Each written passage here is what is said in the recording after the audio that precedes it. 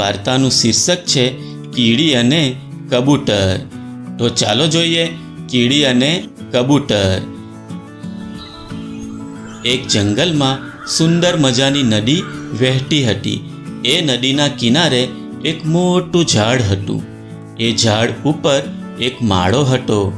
એ માળામાં એક કબૂતર રહેતું હતું. મિત્રો, કબૂતર ખૂબ શાંત પક્ષી હોય છે. કબૂતરને શાંતિનું પ્રતીક પણ માનવામાં આવે છે. એક દિવસ એ કબૂતર માળા પાસે ઝાડની ડાળી પર બેઠું હતું. અચાનક એની નજર નીચે વહેતી નદીના પાણીમાં પડી. ત્યાં એણે જોયું તો એક કીડી પાણીના વહેણમાં તણાઈ રહી હતી. આ જોઈ કબૂતરને કીડી પર દયા આવી જાય છે. તેથી તે કીડીને બચાવવાનું નક્કી કરે છે અને તરત જ તે ઝાડ પરથી એક પાંદડું તોડીને કીડી પાસે પહોંચી જાય છે અને કીડીની નજીક જઈને મૂકી દે છે. કીડી તો એ પાંદડા પર ચડી જાય છે. પાંદડું તણાતું તણાતું કિનારે પહોંચી જાય છે અને કીડી એ પાંદડા પરથી ઉતરી જાય છે. આમ કીડીનો જીવ બચી જાય છે. પછી એ કીડી કબૂતર પાસે જાય છે અને કબૂતરનો આભાર માનતા કહે છે, કબૂતરભાઈ, તમે મારો જીવ બચાવ્યો એ માટે તમારો ખૂબ ખૂબ આભાર. કબૂતર કહે, કીડી બહેન, એમાં આભાર શેનો? તમારી મદદ કરવી એ તો મારી ફરજ કહેવાય. કીડી કહે, કબૂતરભાઈ, તમારા આ ઉપકારનો બદલો હું એક દિવસ ચોક્કસ વાળીશ. કબૂતર કહે, કીડી બહેન, તમે ઉપકારનો બદલો નહીં વાળશો તો ચાલશે, પણ જો તું મારી મિત્ર બનશે તો મને ખૂબ ગમશે. કીડી કહે, સારું કબૂતરભાઈ, આજથી આપણે ભાઈબંધ. પછી કીડી તો એ ઝાડ નીચે દર બનાવી રહેવા લાગી અને કબૂતર ઝાડ ઉપર પોતાના માળામાં રહેતું. રોજ તેઓ એકબીજાને મળતા અને વાતો કરતા. આમ તેઓ બંને પાક્કા મિત્રો બની ગયા. થોડા દિવસો પછી એક દિવસ એવું બન્યું કે કબૂતર તેના માળામાં નિરાંતે બેઠું હતું.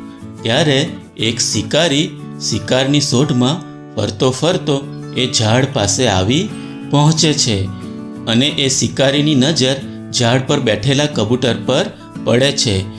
કબૂતરને જોઈ શિકારી તો ખુશ થઈ જાય છે અને મનમાં ને મનમાં બોલે છે, વાહ વાહ, આજે તો સરસ મજાનું કબૂતર હાથ લાગ્યું છે. એનો શિકાર કરી આજે તો એને ઘરે લઈ જઈશ અને પછી ખાઈ જઈશ. હા હા હા હા હા હા. એવું વિચારતા વિચારતા શિકારી તો કબૂતરને મારવા માટે બાણ ખેંચે છે. કબૂતરનું ધ્યાન શિકારી તરફ હતું નહીં, પણ કીડીનું ધ્યાન એ શિકારી તરફ હતું.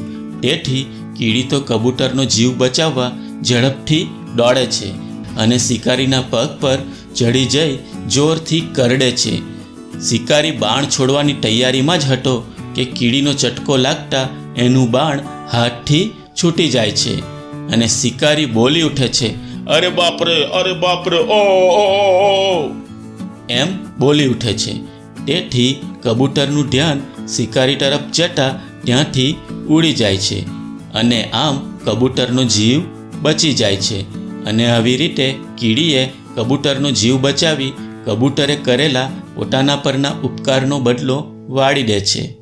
અને આ બાજુ શિકારી પણ શિકાર ના મળતા ત્યાંથી જતો રહે છે. થોડીવાર પછી કબૂતર કીડી પાસે આવે છે અને કીડીને કહે છે, કીડી બહેન, તમે મારો જીવ બચાવ્યો તે માટે ખૂબ ખૂબ આભાર. કીડી કહે, કબૂતરભાઈ, એમાં આભાર શેનો? તમે મારો જીવ બચાવ્યો હતો, તેથી તમારો જીવ બચાવવામાં મારો નાનો પ્રયત્ન કર્યો. આમ કીડી અને કબૂતર સુખ દુઃખમાં એકબીજાની મદદ કરતા અને શાંતિથી રહેતા. તો બાળ મિત્રો, મજા આવીને આ વાર્તા જોવામાં? બાળ મિત્રો, આ વાર્તામાંથી આપણને એ શીખવાનું મળે છે કે મુશ્કેલીના સમયે હંમેશા આપણે એકબીજાને મદદ કરવી જોઈએ અને પ્રેમથી રહેવું જોઈએ. બરાબર ને? તો આવજો મિત્રો, ફરી મળીશું એક નવી વાર્તા સાથે. આવજો.